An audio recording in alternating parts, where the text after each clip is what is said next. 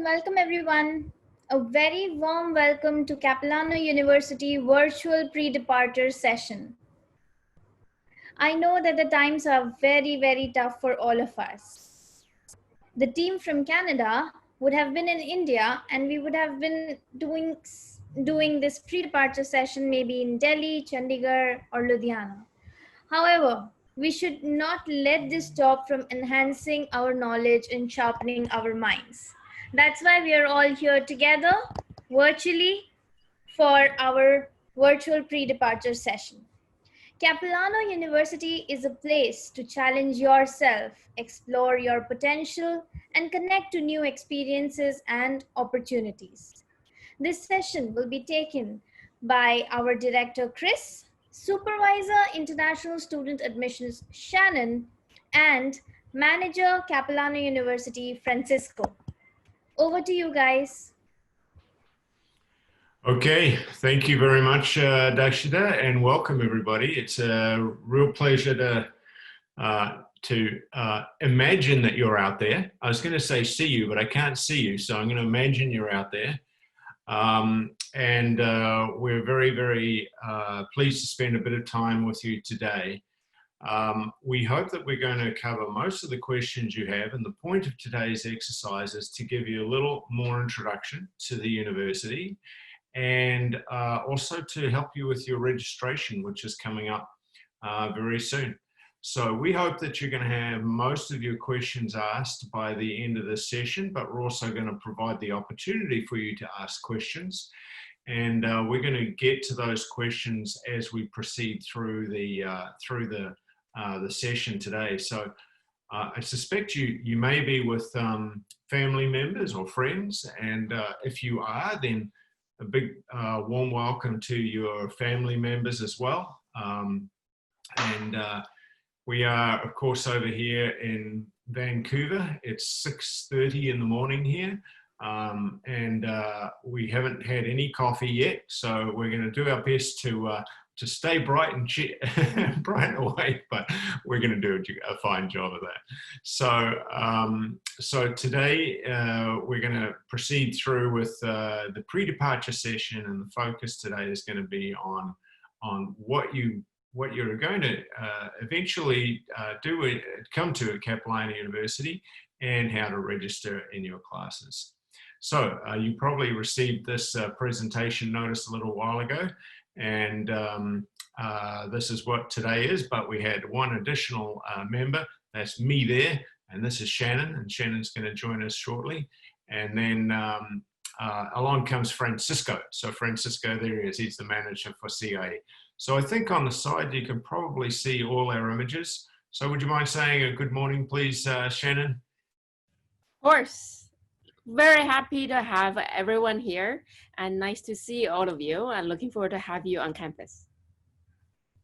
All right. Thank you. Francisco.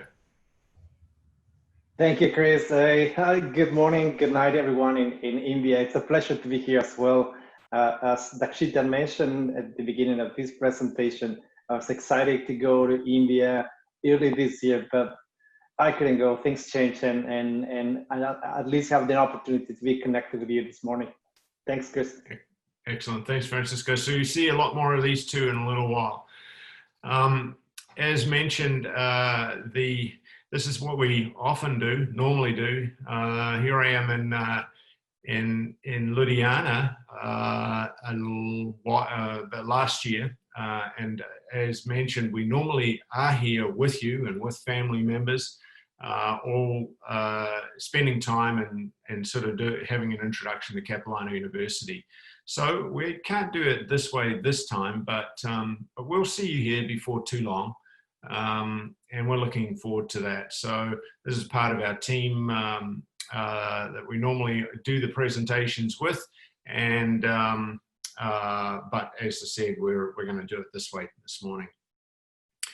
Also, as Dakshita said, we realize that you've had a lockdown for quite some time there in India, and we do hope that you and your families are safe and doing well under these circumstances. It's a really difficult time, and we hope you're all safe and well.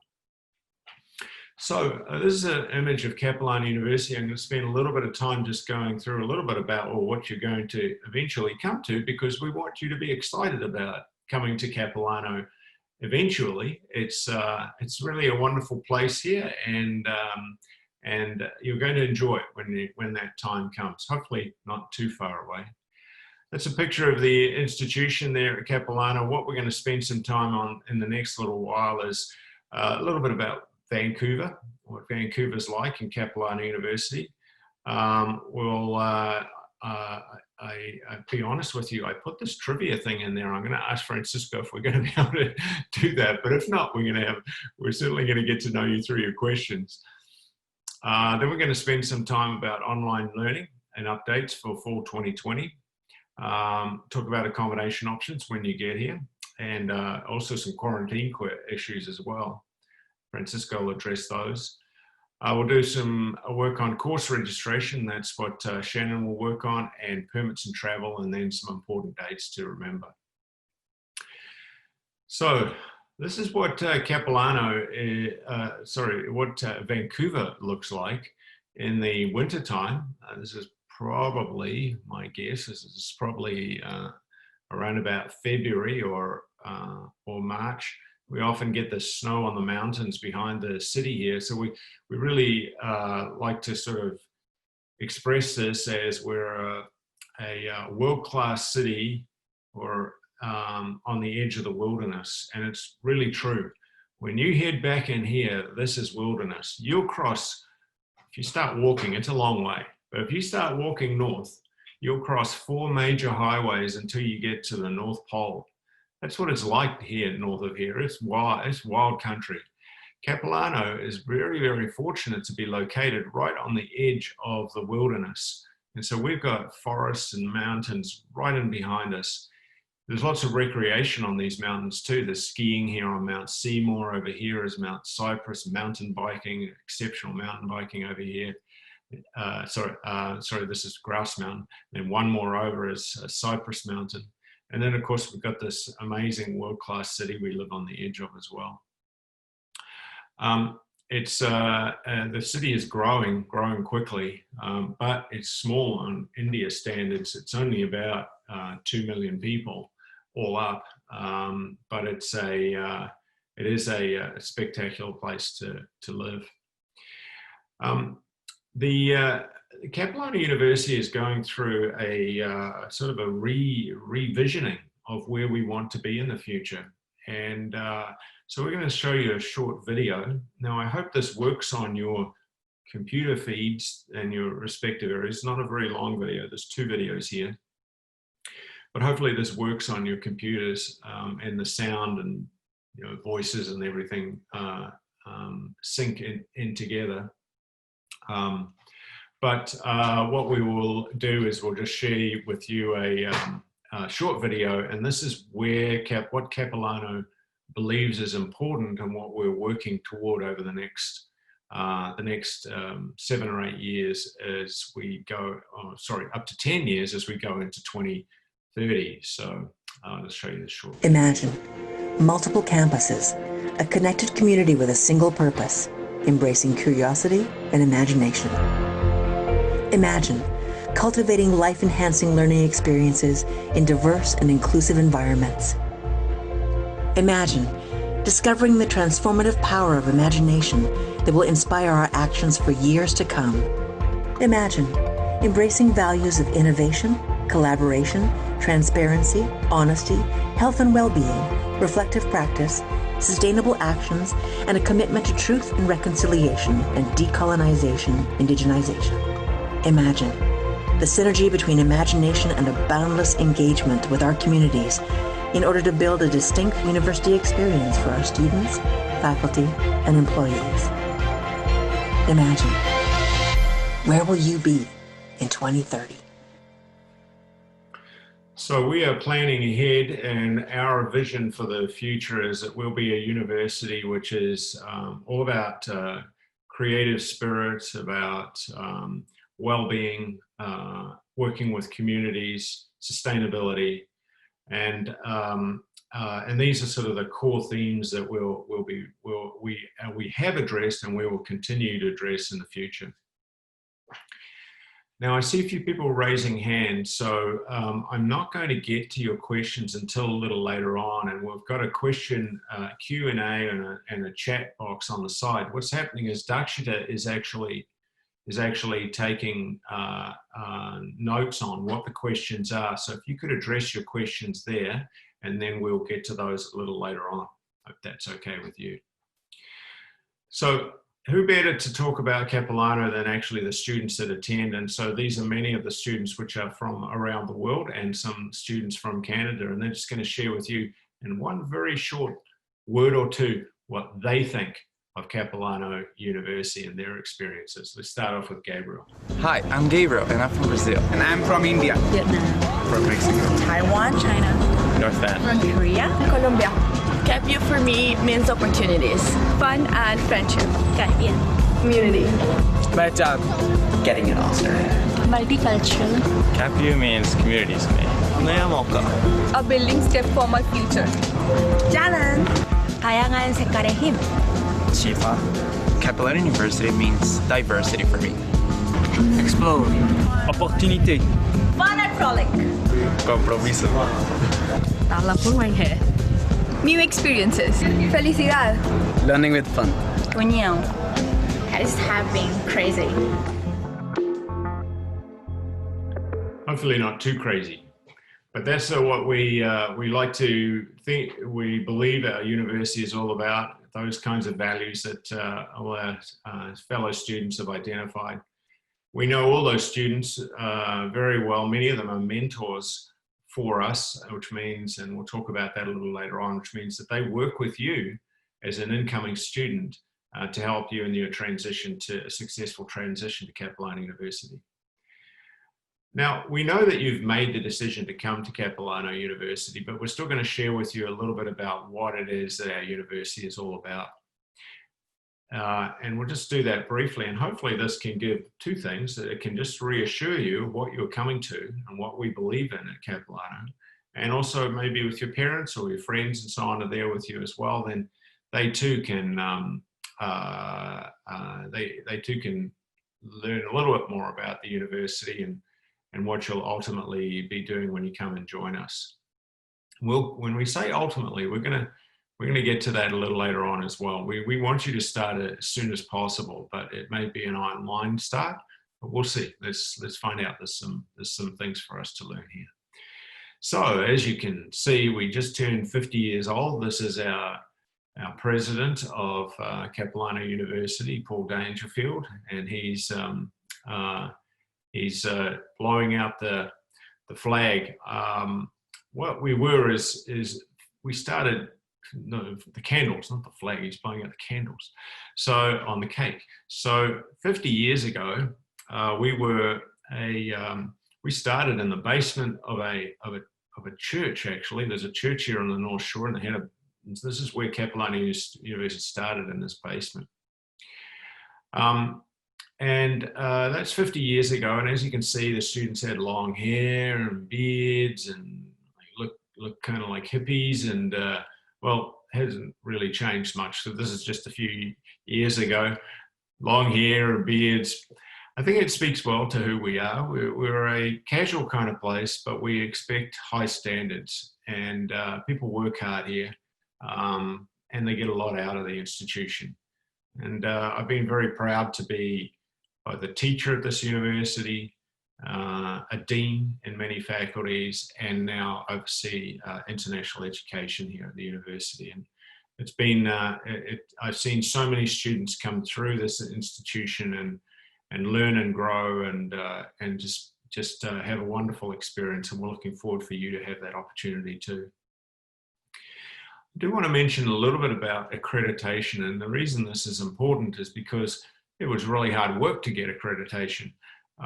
We're part of an accreditation system where we are one of only 3 institutions in British Columbia that have United States of America, USA accreditation, as well as all the Canadian accreditations.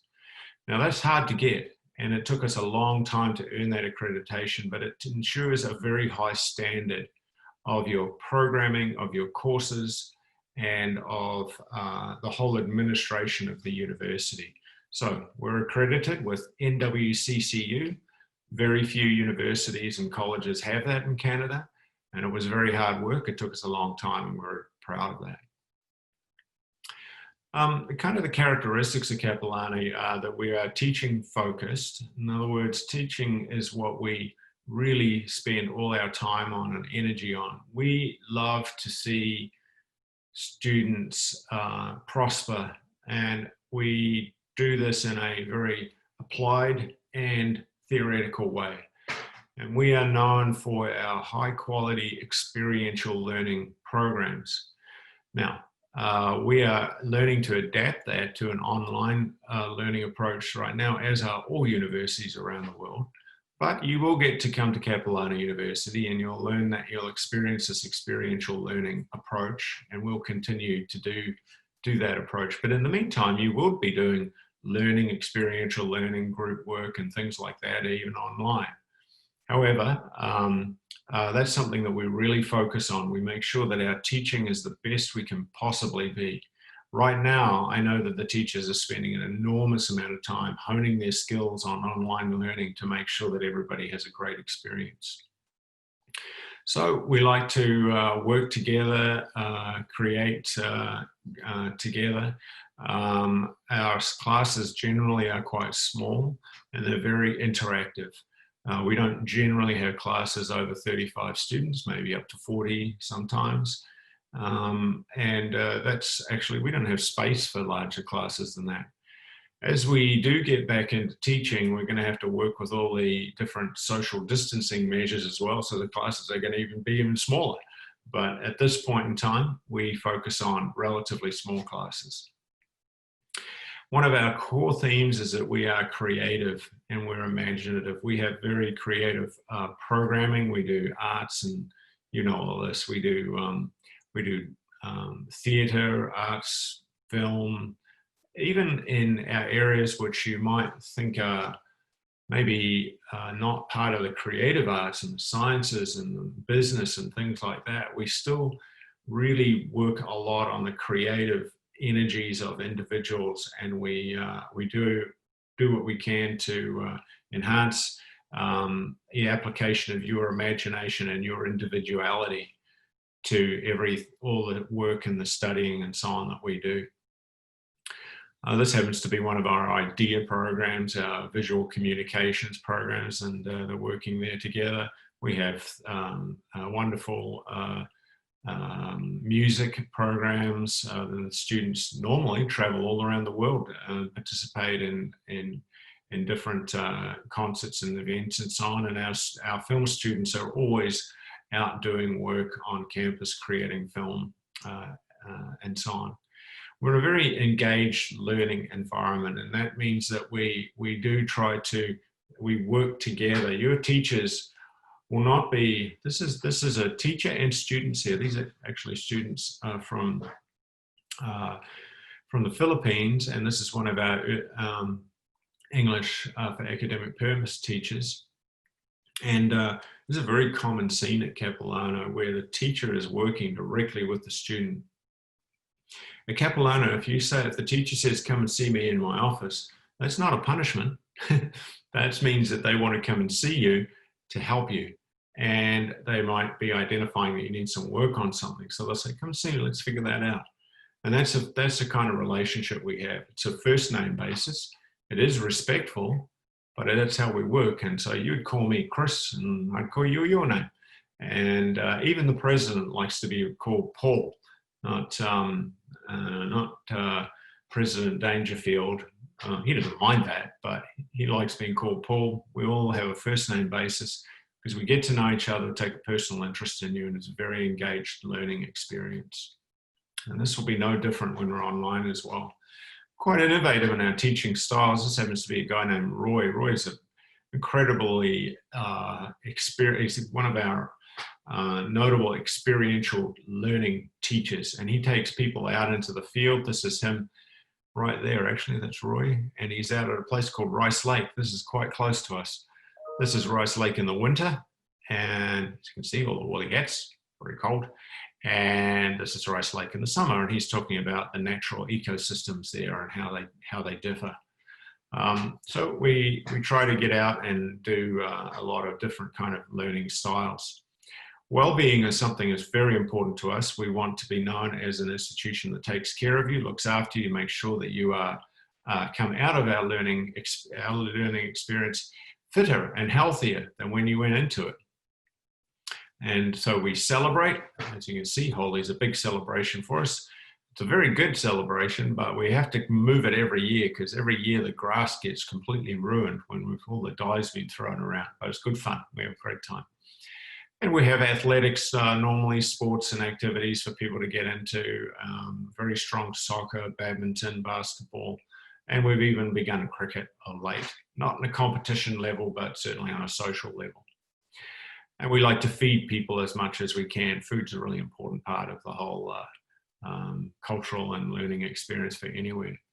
We have deep Indigenous connections, and our campuses are on the Tsleil-Waututh, Squamish, Sechelt, Lewot, and Musqueam traditional lands, and so we are very conscious of that relationship, and so we do a lot of work with our Indigenous communities, and this really enriches the learning experience for all.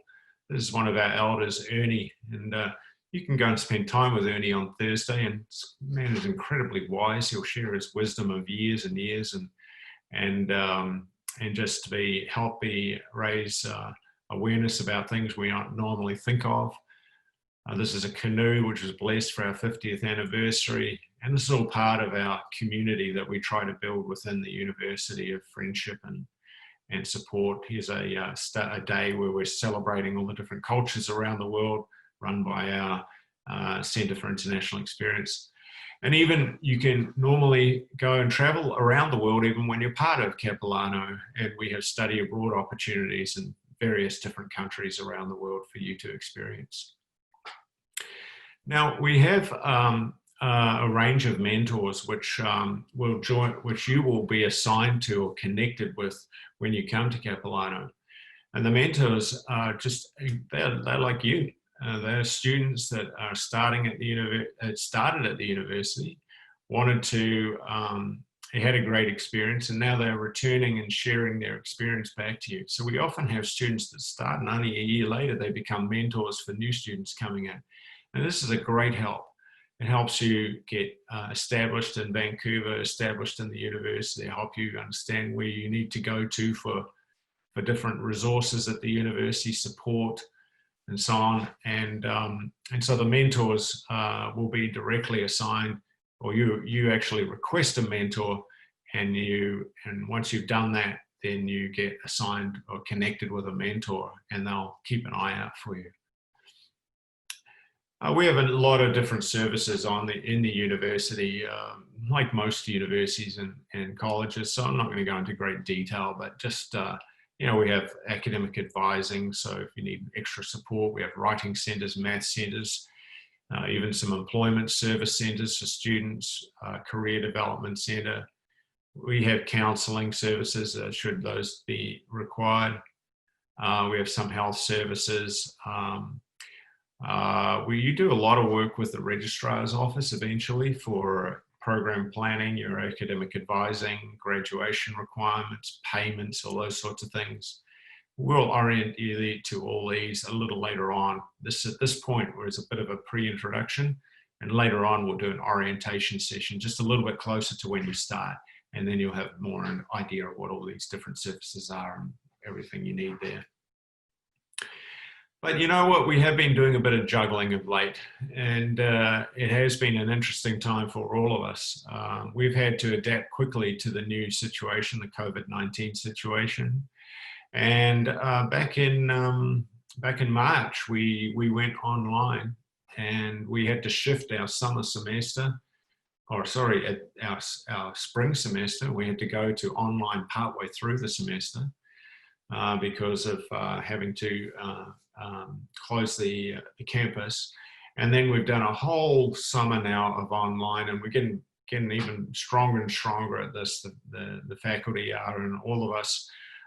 So the juggling has now moved to a little bit stronger organization and stronger teaching. So you're sort of coming in at a good time now, to be honest with you. We've sort of gone through that first phase, and now we're getting very used to this. You know, of course, we would normally have people on the campus, would be celebrating your arrival, and we hope to be doing that not too far away.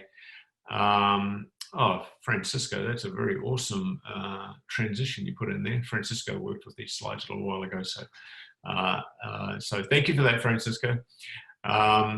So as you can see, this is the holy day. So see how they ruin the grass? Like every year the grass just gets destroyed, but it's good fun, it's worth it. So we have to keep moving that. So we've gone to online learning, and online learning has created we've learned a new skill set for online learning. And that's what we've been working on. And so we're going to share with you now a little bit about the different types of online learning approaches that that you'll need to do. Are we going to do that right now? I think. No, I tell a lie. We're not doing that quite yet. We're going to do that in a little while. But we are learning online, and we're going to share with you how that's going to work as well for when you start your program. Now, Francisco, we don't have an icebreaker, do we? Can you tell us what's happening there? Or do we? No, Chris, unfortunately, Francisco's gone to get coffee. I'm here. Chris, no, unfortunately, we don't have an icebreaker for this presentation. We might run out of time for the agenda. Yeah. All right. Okay. So the icebreaker is that when you actually come here to Capilano, maybe you'll come in January, then you'll have to stomp carefully to break the ice as you walk up onto the campus. It could be pretty chilly by the time you get here, but it's not super cold. Okay, so no, Shannon says nothing about the icebreaker. Okay, sorry, Shannon. I thought it was a good idea to break the ice anyway. Okay, so what we'll do now is we'll talk about the COVID-19 situation and how that's affecting us. Okay, so by the way, Shannon usually keeps me in line here. If I start to get off, you'll see her face come onto the screen, and she'll say, "Chris, get back focused." So we're back focused again. So CapU COVID-19 responses.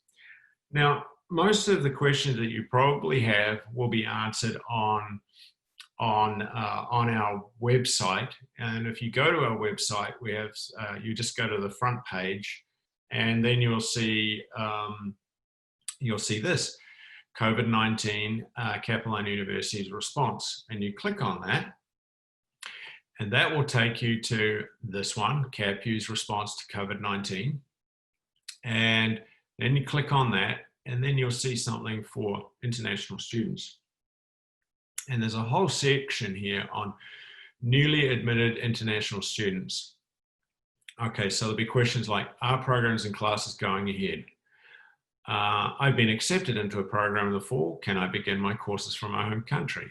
I want to start in the fall from my home country. What do I need to consider about taking courses online from outside of Canada? I have a study permit. Can I travel to Canada? I needed a provided biometrics for my study permit. What should I do? Can I defer or withdraw my program scheduled to begin in the fall of 2020?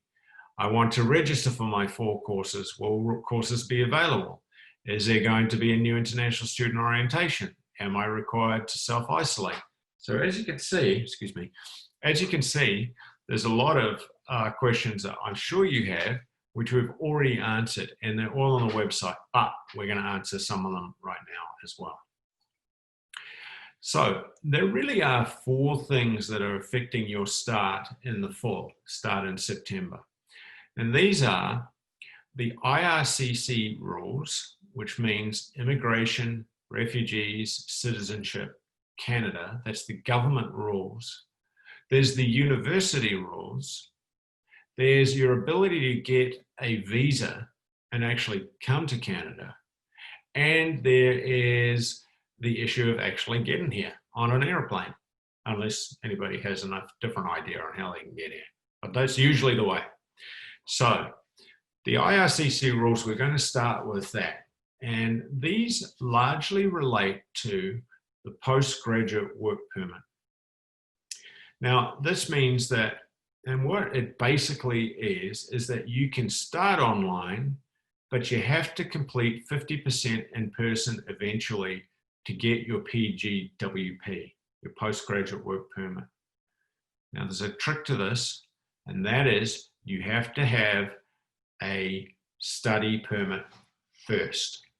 And if you don't have that, you do not qualify for your PGWP. You have to wait until you've got your study permit, until you start your program. And all the study permit is a letter from the visa office saying you can start, but you have to have that to qualify for a PGWP. And you have to eventually complete half your program in Canada. Everybody clear on that? So you can start online, but you have to complete 50% in Canada, and you have to have your study permit before you start. Okay, that's to get your PGWP. So let's go through what they actually say on the website. I'm going to go to the next page here. All the information is right here on the Government Canada website, but we've put it all into our frequently asked questions, so you don't have to go digging too far. We'll actually give you links to this, but you don't have to dig too far. So it says here that if you are an international student who has a valid study permit or were approved for a study permit on or before March 18th, you're exempt from travel restrictions. So here's another little interesting part of it, but we'll get to this in a minute. When you get here, you must quarantine for 14 days. So you can, if you have your study permit before March 18th, you can come to study in Canada. The challenge is getting here, and it's very difficult to get here right at the moment. So will this affect your PGWP? If your in-class courses are being moved to an online format because of COVID-19, you are still eligible for the postgraduate work permit. If you have a study permit or have been approved for a study permit for a program starting in the spring, summer, or fall, but you can't travel to Canada at this time, you will still be eligible to apply for the postgraduate work permit. You can begin your classes outside of Canada and complete up to 50% of your program outside of Canada if you can't travel to Canada sooner. But you do have to have your study permit to do this. So let's go back a step then. So you have to have your to be allowed to start and qualify for your postgraduate work permit. You have to get your study permit, and then you have to get here eventually and finish half your program online to qualify. Now, we are also saying that if you can't get your study permit, you can begin. But you run the risk of not being qualifying for the postgraduate work permit, which we understand most of you want to do. So you can start without that. That's our rules. Ultimately, you have to complete 50% of your program with courses by Capilano University. I don't want to complicate things too much, but we are looking at that, and we're going to see if we can enable you to do your program offline if it came to that, and complete it online. But at this point, we are expecting you have to spend 50% of your time here. But you can start it without your study permit, but you run the risk of not qualifying for your postgraduate work permit, okay? Now, The next issue is actually getting your visas and then actually getting here. So let's just go back again. So you can start in the fall online, but you'll have to complete up to 50% of your program at CapU and in Canada graduate qualify for the postgraduate work permit. So we are reviewing all these rules right now and we'll update you as soon as we can. Takes a bit of time to do all this. Now, can you actually get your visa? That's the next big question. We know that the applications, you're trying to apply, but it's not that easy and they are quite slow at the visa centers. We understand that, but you can still start your application. We also understand that you can't do your IELTS, or we believe you still can't do IELTS to get into the SDS stream. You can do Duolingo, but you have to go into the non-SDS stream, and you can qualify to join us with Duolingo at the appropriate level, but you have to do it at the, you can't go through the SDS stream with that. Added to that, we know that international flights out of India are paused until July 15th, and maybe they'll be extended longer than that. So we know it's very difficult to even get out of Canada. And then the last thing, and it was that question about the March 18th. The last thing is that you're actually not allowed here, even if you have a study visa, unless you got it before March 18th. No one outside of Canadians are allowed to come into Canada without a visa, except international students and a few others, if you had your visa before March 18th. Now, we know that IRCC is looking at that date as well, but that's the situation right now. So really what it means is that right now, the best option for you is, if you really want to get started, is to start online. If you can get your visa, great, then just get going and we'll get started now. If you can't get your visa, you run the risk of not qualifying for the postgraduate work permit, and you probably should defer until you get your visa if that's really important to you. If it's not as important to you, then you can start now. Okay, so I'm going to hand it over to Francisco, and he's going to tell you a bit about the online learning platforms that we have here at Capilano at the moment. Francisco, I'll just do the clicks as you tell me at the moment, okay? And then yeah, thanks, Chris. And my part, what I want to go over with everyone, rather than going too technical and rather than telling you how many hours you're going to have a week, classes a week, and how you're going to be connected. I'm just going to talk about the platforms that you should become familiar before you start your classes in September. And some of those, if you don't mind, Chris, click the next slide, please. Capilano University utilizes Microsoft Teams. This is a product from Microsoft, and that's your primary platform that you will be connected with faculty or with administrators. Something that I just want to add into Chris's slides, the services that they are right now provided in the university, right now they're online. So most of them, they're online, and you can get access to the library, counseling services, academic advising with the Center for International Experience. You can connect with us even if we are online. So the main way that you will be communicating with us in this platform is called Microsoft Teams. There is an app. You can go into your Apple Store, or if you have an Android, there is also an option for Microsoft Teams. I recommend you to download it before classes start. Very helpful, and get familiar with that before you start your classes, because it's different from Zoom, it's different from other platforms. So with Microsoft Teams, you have the support from IT, and every time you have problems connected with the application, if you want to connect with someone in the IT department, they can also provide service, as well as the university provides with some online tutorials. So it's pretty simple to use, but that's going to be your bubble. That's going to be where you're going to be connecting with staff, faculty, and colleagues in the university. And again, download the app. It's handy, and it's on your phone. Then the second platform that you should be also be aware is Cisco WebEx. It's known as WebEx. Many of you already know be a platform similar to Zoom. It's a platform that you can do video conference. Some instructors, they feel more comfortable using WebEx. It's different as it allows you to have more, it has other options to present. And depending on the faculty in the class, they will be asking you one or the other one. Just be sure that you test it with Internet Explorer, Chrome, Safari. It works on these 3 platforms. And again, the university can provide support every time you need it, as well as online tutorials. The third platform that you should be also familiar is, this morning we are broadcasting on Zoom. You're probably more familiar with Zoom than I am.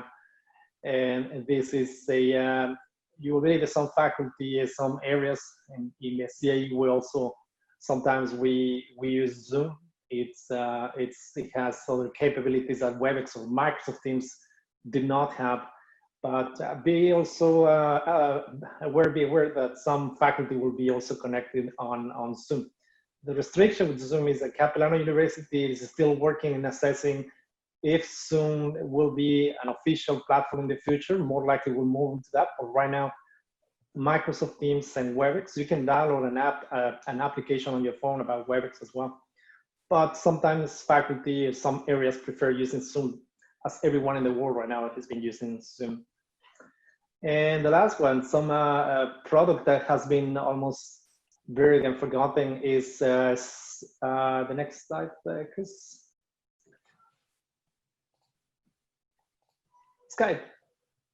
We all used Skype before Zoom and WebEx and Microsoft Teams came in the market. Be prepared. If you have a Skype account, it's easy for instructor to give you a call on a Skype. And so it's probably easy, especially when there's different time zones. And that's one of the important things, especially you in India, the time difference that you have to consider. And start preparing. Some of the classes will be live in front of the faculty that you have represented. Some of us, you don't have to be in front of the computer. You have to submit your assignment, or probably you have to meet with other colleagues in your classroom. So just be aware that time zones, it's going to be definitely affecting your schedule. So be prepared for that. Just go and I'm sure you guys need to look for a reliable connection with an internet service company, because most of you will be downloading, you will be live streaming, and like videos. And this morning, you want to make sure that you have a good connections. Textbooks and resources all will be online, most of them. Unfortunately, the bookstore cannot ship books to you in India. We cannot send. It's an extra cost. That will be a super extra cost for you to send you the textbooks, but the faculty will work with you and what the best way for you to get your textbooks. That's all I have for these platforms. I'm sure you're more familiar than me on how to use them, but it's important that you can start and get familiar before your classes start. Excellent. Thank you very much, Francisco. Thank you. Now we're going to talk a little bit about where to live as well. And Francisco will come back to this in a second. When you do, we have another resource available to you. You can stay online there, Francisco. We have another resource available to you, and once you've received your letter of acceptance, you will you'll be given a student number. Shannon will correct me on the exact name of what that letter is, but anyway, you receive a student number, and once you have your student number, you can go onto the website and get into something called Moodle. And Moodle is another learning platform that we have. So what we've used Moodle for a long time, and basically instructors will put their course onto Moodle. So they'll put all their materials, their learning materials, their presentations often, assignments and discussion groups and so on also operate on Moodle. So it's another platform that you'll need to get familiar with. But we use Moodle for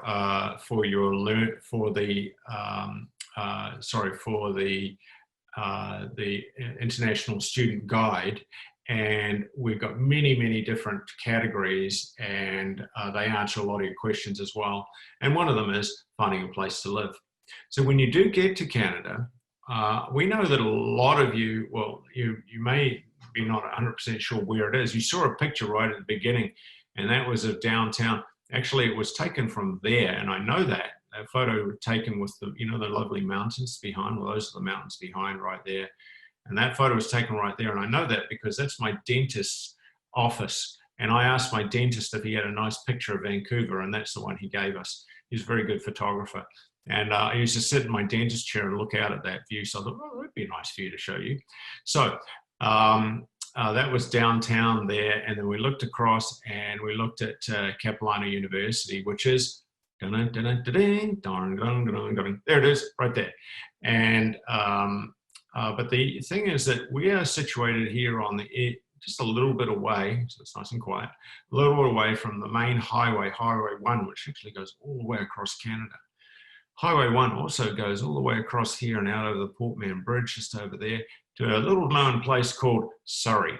Now, a lot of you probably, when you do come to Canada, you might have friends or family live in Surrey. But we do want to tell you about your accommodations when you do get here.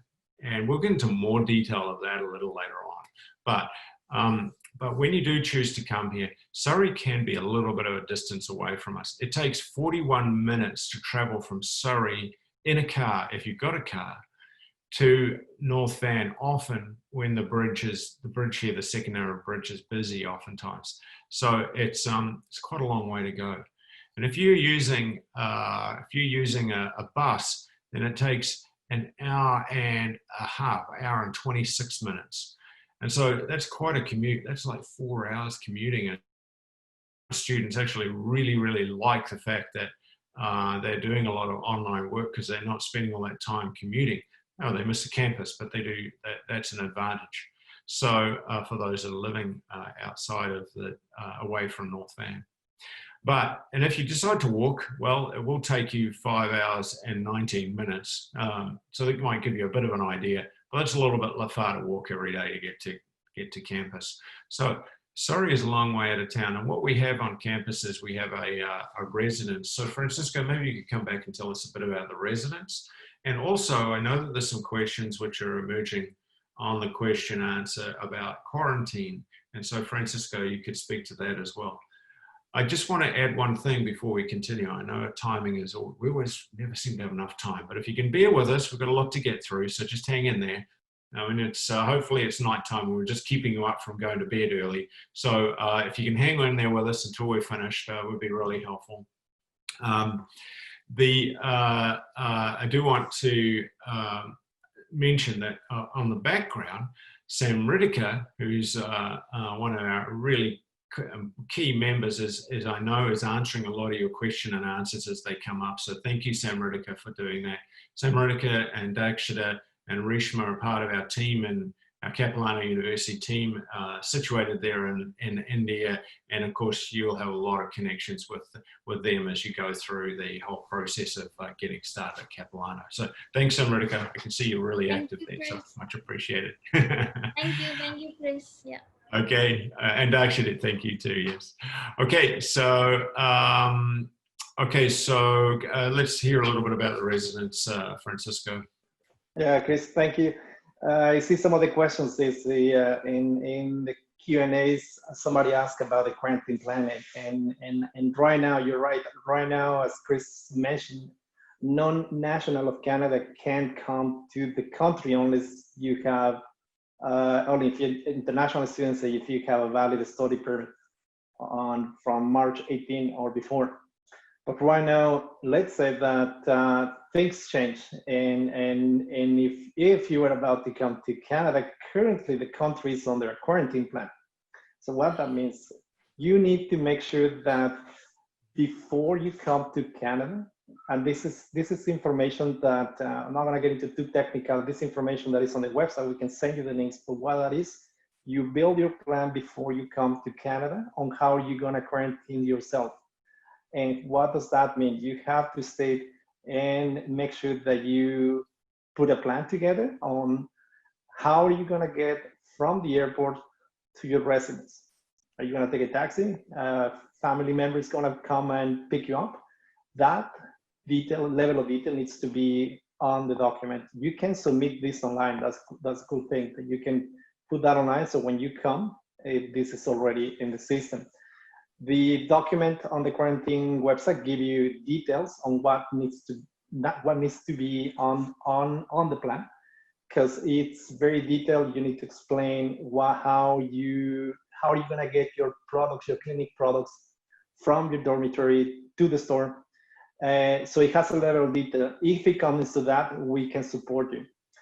And I'm going to move into that, into the student residence. As Chris mentioned, the university has options for students who would like to stay in residence. There's options on a single occupancy or a double room. You can get access into this, and right now, even if we are locked, if we are on a pandemic and everything is locked, you can still apply, because things may change as well. Even if down the road throughout the fall, and when you come back, because you're coming to Canada, just be aware that there is an option with Capilano University where you can stay. One recommendation, even if you haven't been admitted, just apply. There is a $50 application spot apply, because usually students, and especially towards the beginning of the intake, start applying and it gets full. So just reserve your room. Just make sure that we have you considered for your intake, and stay in touch. The information is on the in the student residence website, on Capilano's website, and there is an application form. When you click on that, you start your application. You just need your full name and your student ID number.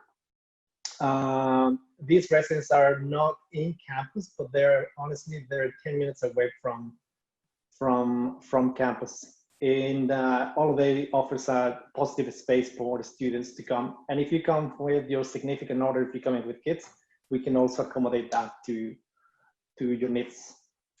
That's all I have, Chris. That's great. Thank you, Francisco. And would you mind commenting on health insurance, Francisco? Yeah, absolutely. Just briefly, it is a requirement. You need to be insured as an international student from the day that you step into Canadian land. We've got options. Obviously, there is the provincial option that you can get as soon as you can get into the country. But obviously, there is the first 30 days when we need to make sure that you are insured, and we can work with you. And that the name of the company is Garmi, and they're excellent working with international students. They have services in different languages, and they work mostly with international students, so we can support you with that. So when you are in campus, when you are coming to Canada, you will be putting insurance into your fees, not on this intake, of course, because we know that you might not be coming for the fall. But in the future, just be aware that you will be insured. You need to be insured while you're taking classes. Excellent. Thanks, Francisco. Okay, so just to recap very quickly, you can start classes in the fall. The best thing to do is have your study permit letter. And then you submit that to us, and then you will qualify for the postgraduate work permit. If you don't have it, you can start. You do run the risk that you may not get your postgraduate work permit. We have to tell you that. And you still ultimately will have to finish 50% at the university. We are looking, in case this extends for a long period of time, we are looking at how you could complete online, but we're going to share that news with you as we get closer to it. It takes a bit of time, to go through all the systems here at the university, get approvals and things like that. But we do want you to know that if you want to start, you can start now. You just run the risk of not being able to complete your all of your courses or your program, should I say, and not get your postgraduate work permit. But if it's really important to you to get started, we'd love to have you start. And hopefully you can get that postgraduate, hopefully you can get that visa, and then you're away to the races, and we'll just get you started. And and we'll see you here as soon as we can. Okay, so I'm going to pass it over to Shannon now, and she's going to go through the whole registration process with you. So Shannon, now you want to take control of my screen. So you're going to, can you do that request again, please? Yes. Thank you so much. So the good news is if you choose to start online, you can already begin your registration. Is it working for you now, Shannon, to control the screen? Nope. Oh, that's not fair. Sorry. There, something moved. Did you do that? Oh, I'm not doing that, so you must be. Okay, fantastic. Thank you so much. Okay, so in order to take courses online, what do you need to do? You need to register for courses. So this is one thing you will need to remember. Even after getting your acceptance, if you don't take action to register, you won't have any classes to study. And I believe over the last few days from both our office and the registrar's office and your departments at times have been sending you communications about course registration. And the registration period for the September term will take place sometime between July 6th or the 17th. So that's a 2 weeks period. It depends on which program you're in, and you will be assigned a different time to start your registration. Okay, interesting.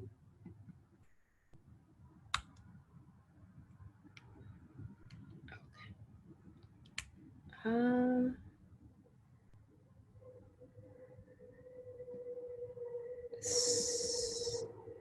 So sorry. Oh, okay. I am not sure how it works. But is it clicking, when you click it on to go forward, is it working, Shannon, or not? I don't think so. Because it is changing. It is. But maybe it's just slow. I think it's automatic timer. Oh, I see. Okay. Yeah. All right. Well, maybe tell me when you want them changed, and I'll change them from here. Okay. Thank you. So your time ticket is the time and date that you need to log into your account and begin registration. So at this time, you should be able to see the exact time and date by logging into your student account. So once you log into your My CapU account, go to registration. And there is a section called time ticket. And you can see the exact time and date. And before that, so next slide. Awesome. So your My CapU will provide you a link to the registration guide.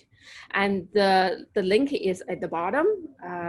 It's course registration, how to register. And there's the registration guide. It will provide a step-by-step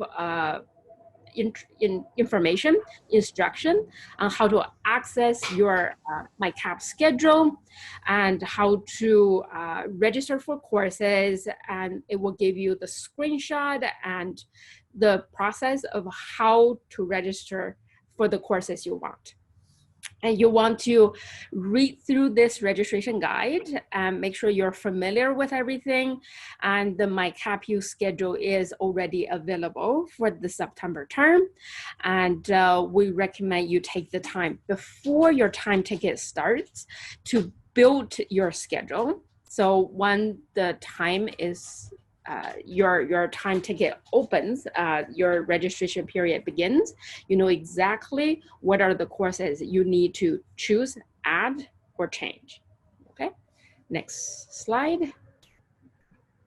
All right, so this is the screenshot of where the how to registration page looks like, and next slide. Okay. So we are also, as soon as you pay your deposit or your first year of tuition, we will register you into this e-learn course called Welcome Guide for International Students. And in this course, you will have access to all the things we have been talking about, like flight information, choose your accommodation, registration information. So make sure you access your e-learn, and the information is available in your elearn.capu.ca. Okay, next slide. All right, next slide, please. I think we already talked about time ticket. All right, so how to access your MyCapU account? When you go to the Capilano University website, at the very top right-hand side, it's called MyCapU, and over there, you will have access to this page, the screenshot at the bottom. That's where you can log into your Capilano University student account. One more click, Chris. So the information is provided to you when you first apply to Capilano University.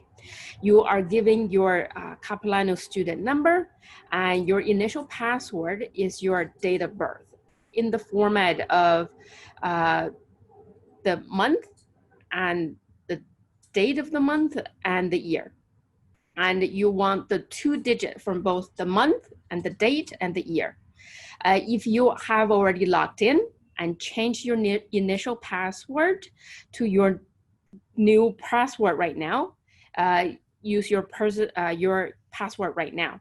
And if you, for some reason, lost your account or your password to your account, just click at the bottom under the username and password and click on Forgot Password. So you can reset your password and account information.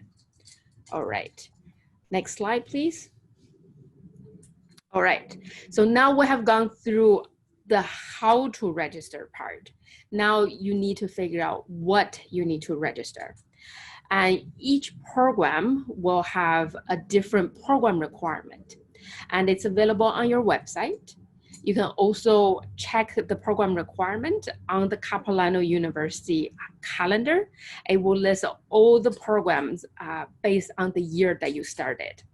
However, the best way to figure out what you need to take is to go to the program planner.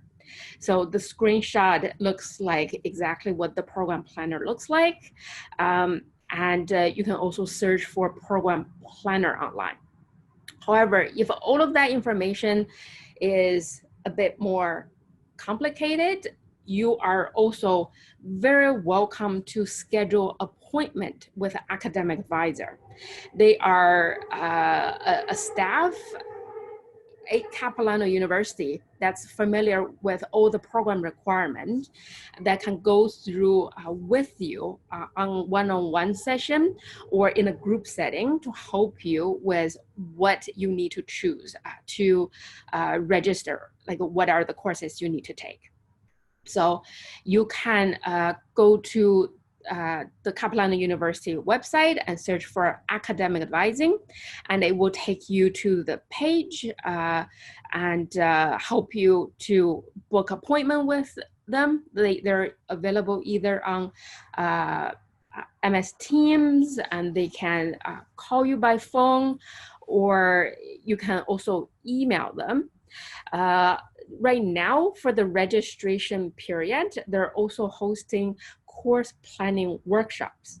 So the next available one is on July 2nd and 6th.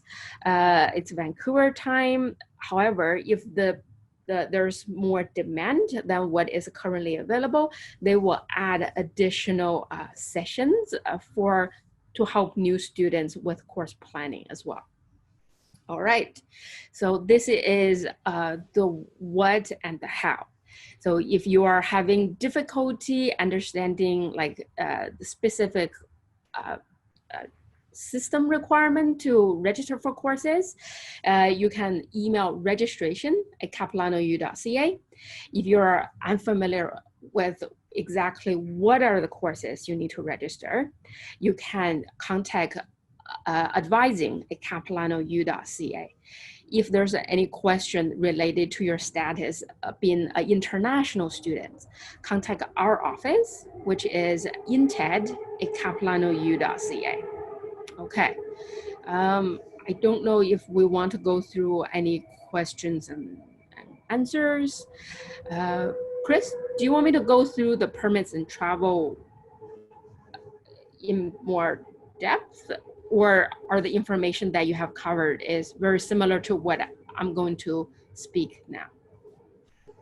No, it's maybe just so everybody understands exactly what a permit looks like. Okay. Yeah, fantastic. And the difference between a permit and a visa, I think there's oftentimes people have questions about that. Okay, so we oftentimes use the term interchangeably, but there are actually two pieces of documents you need when you physically arrive in Canada to study in person. A study permit is so the screenshot is a screenshot of a study permit. You will receive this document when you physically arrive in Canada. It will be handed to you at the airport. It's a permit that allows you to study. Your study visa is a travel document that allows you to go in and out of Canada. So having a visa doesn't actually allow you to study. Having a permit doesn't allow you to come in and out of the country. So if you are coming to Canada to study in person, you actually need both documents, study visa and a permit. So you get your visa, you get your permit once at the airport, right? The airport, yes. But prior to coming, Carry on, sorry. Yeah, but when you are apply for your permit, you actually get a letter of introduction from the Canadian government. It says you have been approved to receive a study permit. As long as you have that document, you can actually try or already study abroad, like online. So even before you get the permit or visa to travel here, as long as you have the approval from the Canadian government, you can choose to study online. That's the document. And qualify for the postgraduate work permit. Yes. So that's the good news of for students who choose to study before coming to Canada. And for students who receive the permit after March 18th, of course, they're still under the travel restriction. However, if you get your travel approval or document before March 18th, they are allowed to travel to Canada right now. So students who have all the approval, they can study online up to 50% of their program requirement. So if your program is 60 credits, or we expect you to finish in 2 years, you can study up to 30 credits online. That can take up to a year that you can study before coming to Capilano University. So this is what Chris already mentioned. And also, if you are studying your entire program requirement online, the school is looking at different ways to award online credential. Yeah. Now, in the meantime, if you choose to start studying online without, and you've been accepted to the program, and you choose to start studying online without a visa approval letter, then you can, but you run the risk of not being able to complete your credential. And I have to tell you that we will not pay back money that you've put into courses if that were the case. It is something that we are saying is possible, but we cannot refund you if you don't ultimately get your visa. So I know that might seem a bit harsh, but you've already taken the spot in the class, so that's so we would charge you for the class. Now we hope that you'll ultimately get your visa, but it is definitely a risk that you take by starting. So if that's the case, and you don't feel comfortable with that, and you haven't got your visa, then just defer to the next semester at this point in time. We don't want you to lose you. We want you to come eventually. So just defer until the spring if you haven't got everything yet. But if you're really keen to start, you can start. You just run that risk of not qualifying for the postgraduate work permit and not ultimately being able to complete. As we've said many times, we are looking at reviewing our policies around this, but at this point, our assumption is that you have to complete 50% here at the campus. I want to explain this one more time, just one further piece of this, and it's just a funny rule that we have, and it says that you have to complete the credits by Capilano University, but prior to this, we were not doing online. So we assume that the by unit Capilano University means online, but we need to clarify this. And that's why we keep saying, well, we're going to get back to you later. I'm sorry that we can't give you a firmer answer on this right now, but it has to go through Senate to be approved, and then we'll be okay and we can tell you everything about it. So just bear with us as we go through that process. So I hope that's clear to everybody. Try to get your study visa. If you can't get it, you can start, but you run the risk of not being able to get your PGWP and completing. We think you're going to be okay, but we have to double check on that. Okay? All right. Okay, I think we've covered everything that you had here, Shannon. So this is the in case study permit rejection and the deferral. Yeah, in case of study permit rejection, you can study online, but you may want to defer, and we will see to your deferral and just move you to the next time that the program's available. Yes, I think right now we're encouraging anyone that wants to consider September intake to still register for courses, and we still give people time to defer if they don't receive their permit in time. And right now we're telling everyone you have until before the tuition payment deadline to decide to start in September or defer. So that date is August 24th. We will still allow people. And in a recent notice that went out, we suggested to you that if you have not got your study approval letter and you're undecided what to do by August 17th, then connect with us. That's 1 week before, and we'll tell you what we would advise at that point in time. That sound okay to everybody? Okay. Okay, so any further questions? CIE, but actually this was for a different session. Any further sessions will go to our office here in India. So Dashidi, you can remind everybody what that is, but certainly check the CIE frequently asked questions. In other words, you contact us, subcontinent office. Okay, so remember, check your time ticket. Yeah. Plan for your courses. Yes. And pay your tuition fees in full. Sounds good. Okay, good. I think this is where we want to remind everyone, if you don't have your study permit or things change, let us know by August 17th. We will advise people additional actions. Yeah.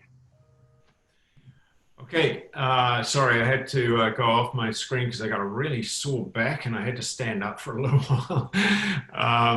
So ultimately you'll come to Vancouver and this is what you're going to be greeted with. You're going to walk through here, you're going to come through this amazing airport and walk down these stairs, and that's your immigration area over there, and you're going to go to immigration and get your study visa. See, it tells you up here, foreign passports, Canadian passports. So you go over here, go through foreign passports, and then they send you over, put your stamp in your visa. Prior to doing that, we actually have these electronic screens here at this airport. It's very modern and advanced in that way. And then ultimately, you're going to come to us and you're going to learn how to spell. Well, maybe. Ta-da! You're going to learn how to spell, and it's going to be congratulations as you finally come through and get your credential at Capilano University. So we're really looking forward to you coming here eventually. We're looking forward to you starting online in the meantime, and we can't wait to see you here. We're sorry it's a delay. We're all in the same situation. I wish I was with you there today. We all do. Francisco, Shannon, I wish we were there with you today in India, but we'll see you soon. And to the parents and families that are watching, I hope this has been informative. You have a good appreciation of what your family members are ultimately coming to here at Capilano University. And we have every intention of looking out for everybody, making sure everybody has a great experience and stays safe. And we just look forward to you ultimately joining us here on the campus and being part of the big Capilano University community. So, Dakshita, back over to you. Thank you so much, Chris, Shannon, and Francisco, for this amazing, amazing presentation for all the students, those who were having many doubts. I believe that these students are now, you all are now pretty much confident about being there at Capilano whenever the travel restrictions goes away. There are a few questions that are left unanswered by the team, because I think that it's better if we can answer them live. Just a few of them. Most of them have been answered by Swati and Samritika. So shall I start? Yes, please. Yeah. So the first question is that, are there internship options available for Bachelor's of Communication Studies program through the university? So in each program area, they have distinct elements of each program. And sometimes you need to connect with the department on what their updates are on these matters. Because of COVID-19, we've been impacted in a lot of our practicums and our internships. And so it's been the departments which have determined what they're doing in those circumstances. So in this case, I would encourage you to reach out to the department, contact them through the website, and go to the divisional supervisor, and they'll connect you with an instructor, and that will be able to answer that question for you. So that is a very specific program question. I'm sorry I cannot answer it, but I don't want to give you false information. Go to the department and get the direct answer from them. Excuse me. Just add one more piece. So what Chris is saying is right now, situation is by different departments. But if the student has already received a letter of acceptance, the program information does include whether or not the program have a practicum as a standard program requirement or not. It's in a normal time, the program will have a practicum or not is on the acceptance letter. But for right now, yes, the student should contact the department for sure. Yes. Yeah. Thank you. So is there any plan of self-isolation at CapU itself? Your hostels or somewhere? So Francisco, perhaps you could address that question. I can take that, Chris. Thanks. It's a good question. The university is currently working and allocating a space for the students, incoming students, to self-isolate. That will be a separate building from the rest, a separate floor, separate washrooms. We're working right now on putting all these pieces together, and we'll communicate with you. But if you don't want to stay in, and as I read the question, if if accommodation in the student residence is not an option, there's places around Vancouver that they're taking. Hotels is one of them. We can work with you, we can help you. And again, the best way to learn about it is to stay in touch with the CAE, with MSM. But if when it comes to residents, you can contact the residents directly, and they're really fast on getting back to you. But there's definitely options as I read there's in India. And I'll just add to that, Francisco, many of the institutions here are developing quarantine plans. And although we have not been mandated or specifically required to do this, we are all voluntarily trying to find options for students when they come, because we realize that's a big question. You know, how do you go to another country and find somewhere to quarantine? So be in touch with us, and we're looking for solutions for you. Part of them are as Francisco mentioned, in our residence, but we'll look for other options to help you out as well.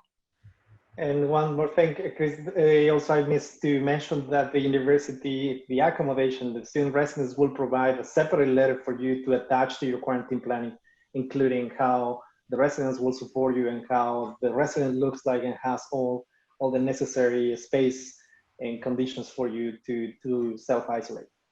So stay in touch. Back to you, Chris. Thanks. Back to you, Dakshita.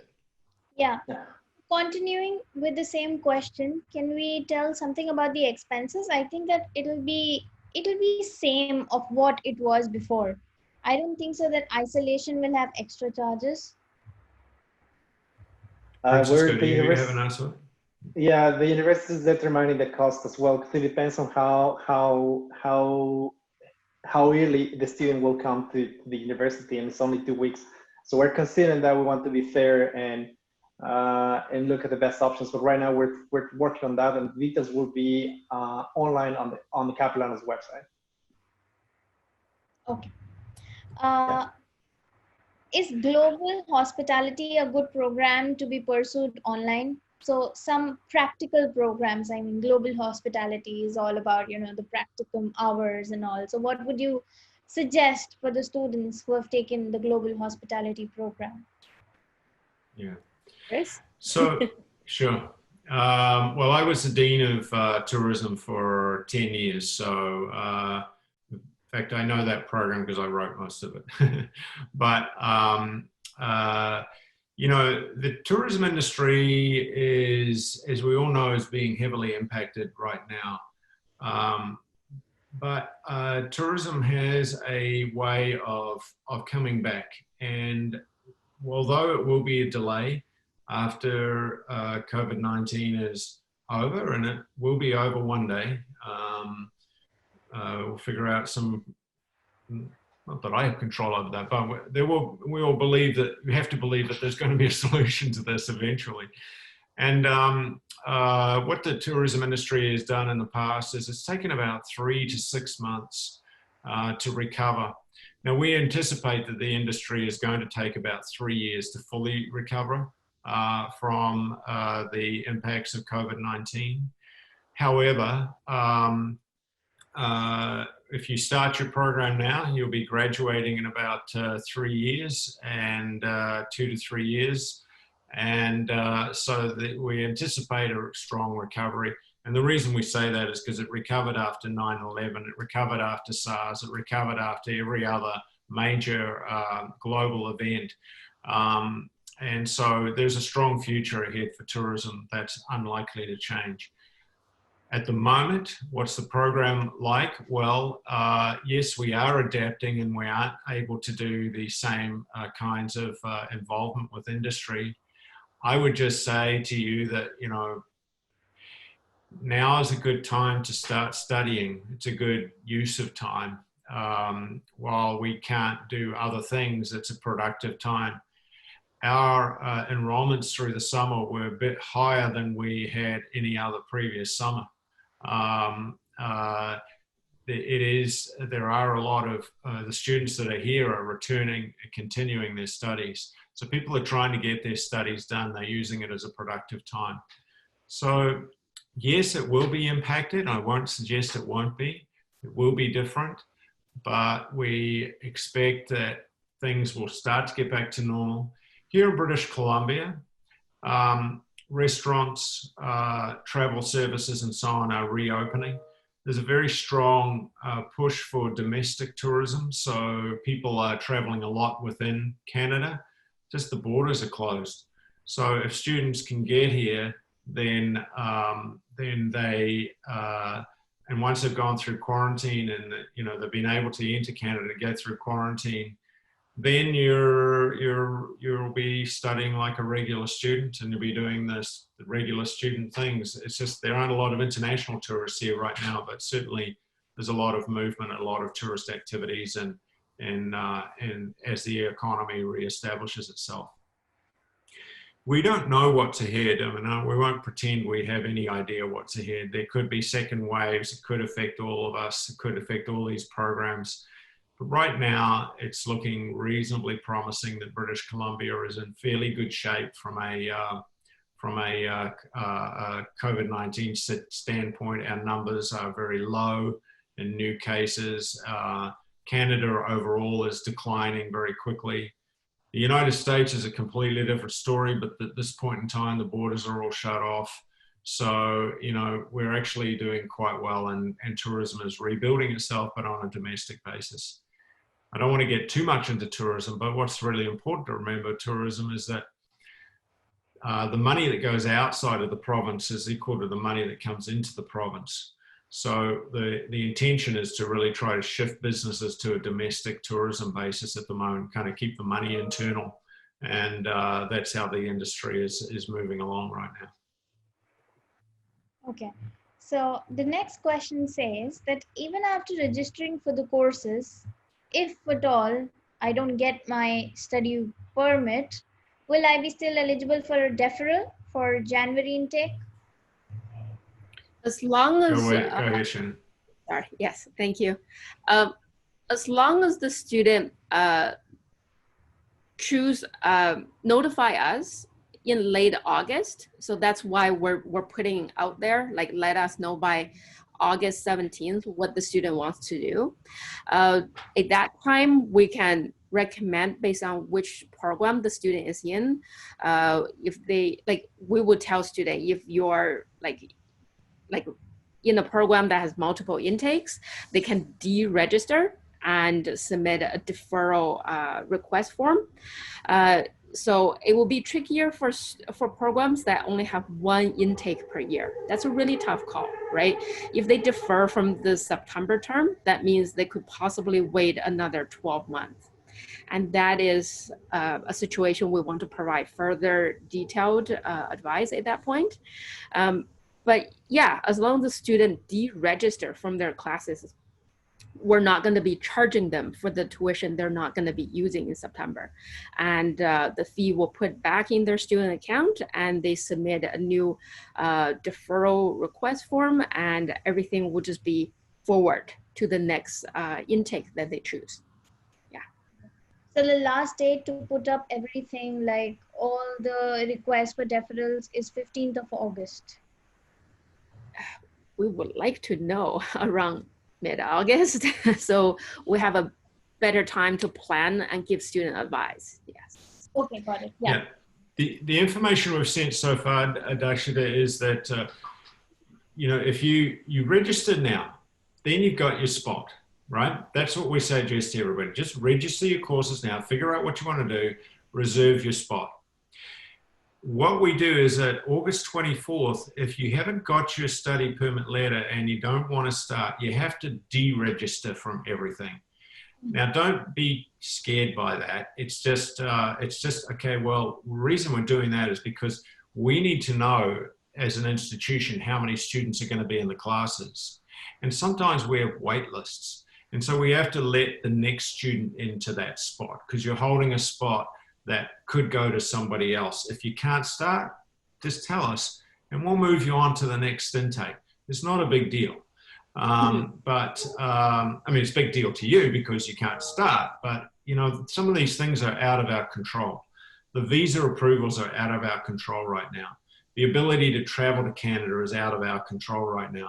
What we're trying to do as a university is say, get yourself a spot, put your name on that seat, and hopefully by that point in time, you know, what is it now? It's end of June. It's another 6 weeks. Hopefully you'll have got your visa letter by then, and you'll be ready to start, and just start online, and we'll get you over here as soon as we can. If you don't get your visa letter, that's when it becomes a bit tricky, because that's when you have to say, do I want to start? Do I want to take the risk? But if you're dead set on starting, then you can start. It's just that we can't guarantee that you're going to ultimately get your PGWP. We're pretty sure we'll be able to finish you, but we're not, well, we have to double check on that, as I've said before a few times. That makes sense? Yeah, perfect. So here we have got questions like, when will the VFS open? Any ideas? So as Chris mentioned, we do not have the hold on your study permit at the moment. We do not have the hold on the travels at the moment. So we really cannot comment on that. However, all the ifs and buts can be, you know, can be answered with time, especially when it is related to your study permit, especially when it is related to your just arriving to Canada. That will be answered with time. We are here to guide you with your courses, registration of courses, deregistration of courses, deferral letters, and giving you the services that you must be taking for online classes.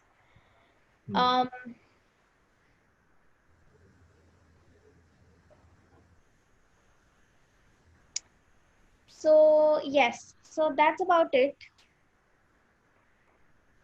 There is one more question, an interesting one. I got admission in documentary, in which I believe that's more about practical learning on field and not online. So just like hospitalities, there's a program documentary. Yeah.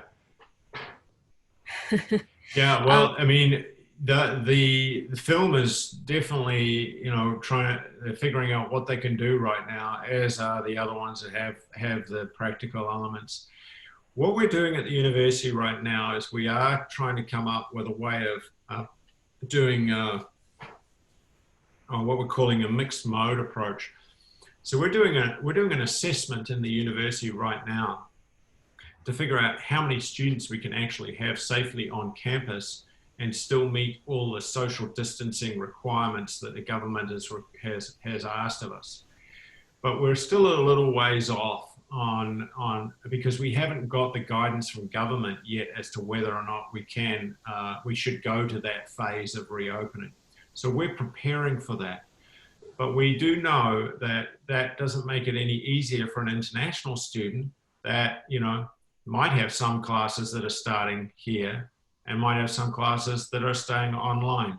So we have to advise you individually on each of these programs for those specific programs, and you just have to stay in touch with us. At the end of the day, we want you to get here and want you to get started, but we are trying our best to accommodate all our student needs, international and domestic, and meet the government requirements about social distancing and things like that. So for a question like documentary, you know what, once you get started in that program, you're gonna love it. It's an amazing program, and amazing instructors and facilities and subject matter and all that kind of stuff. But so don't lose hope. We're just gonna have to keep working through, and ultimately you'll be able to get a start in it. But at this point in time, the department is trying to figure out how to best accommodate that through online learning, and they are looking at trying to start that program back up when they can. But we're all guided by government restrictions, and we don't have insight to that just yet. So please just stay in touch on programs like that one. I would just basically encourage everybody to hold your spot. Keep watching, keep hoping that, you know, you'll get your visa, things will open up. But, you know, if they don't, we'll just move you to the next semester, and we want to see you here eventually. Perfect. Make sense? Yeah. So I believe that the students are now well aware about the information that is being given by you all, and whatever questions that will be coming up. And if we, like the India team, if they get stuck in any of the questions, then we do have our weekly meetings with Shannon, Francisco, Chris. We will definitely take up all the student queries to you so that we can guide the students forward and they keep on sticking to the plan of registering the courses till 15th of August. Yes. So we want to, so I think is that everything then, Dakshita? Yes, so it's basically about the VFS, the quarantine. So everything, all those ifs and buts will be answered with time only. Yeah, yeah. So hang in there, everybody. And again, we hope that you are doing well. We hope you're safe, you're well. We understand the disruption that this has created for everybody. We're keeping a really close eye on it, on India. We're very, well, normally I go to India about 4 times a year, to be honest. I'm really missing it right now. And the team here was, we've been trying to come over several times, and Francisco had his tickets, Shannon's had her tickets. We just keep getting into, we just keep getting stuck. So we miss it greatly, and we miss the fact that we're not connecting with you there personally at the moment, but you got a lot of people looking out for you, and we really are looking forward to seeing you here at CAP eventually. And we just wish you all the best in the meantime. Thank you so much. Everything Chris said. Anything, Francisco? Happy Canada Day. Tomorrow is a national stat holiday here in Canada. So happy Canada Day to all of you. Thanks. And yeah, difficult times, as Chris mentioned, work with you. Stay in touch. That's my main takeaway from this presentation. Stay in touch, because I'm sure the information will change from now until you start classes. Thanks, Chris. Back to you. Great. Thanks. Thank you, Dashita, and Swati and Samritika in the background there. They've been doing all that work behind the scenes there too, and always continue to do that with us. We have a great team in India that we work very closely together with. So any question you have will be answered by any one of us, and it'll all be the same answer. So thanks very much for all you spending time this evening. Thank you so much, everyone. Thank you, students. See you soon. And if there is something, anything that we have missed to all the students, don't worry, we will answer everything on emails. We are available on calls. You do have Swati's and Samritika's phone numbers, and we will be making sure that you're comfortable, and we will be giving you all the information. Thank you. Great. Thank you. And Dakshita, just one last thing. Normally when we're in India, we go and have we have a meal now. So we're not going to, so I'm going to go and have a bowl of cornflakes, and that will be my equivalent this time. Not the same over here. Not the same. Not the same. Okay, thanks everybody. Thank you. Happy Canada Day. Thank you. Bye. Bye-bye. Thank you.